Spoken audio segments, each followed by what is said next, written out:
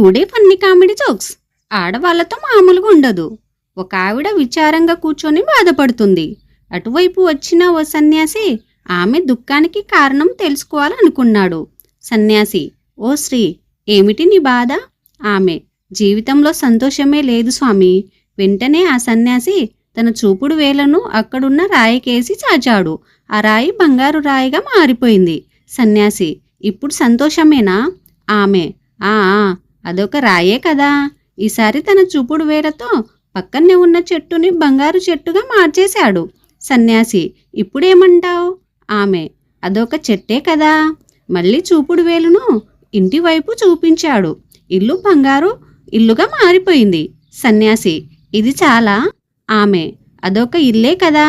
సన్యాసి: ఇంత బంగారాన్ని ఇచ్చినా నీకు సంతోషం కలగలేదే, అయితే నీకేం కావాలి? ఆమె: నీ చూపుడు వేలు కావాలి స్వామి.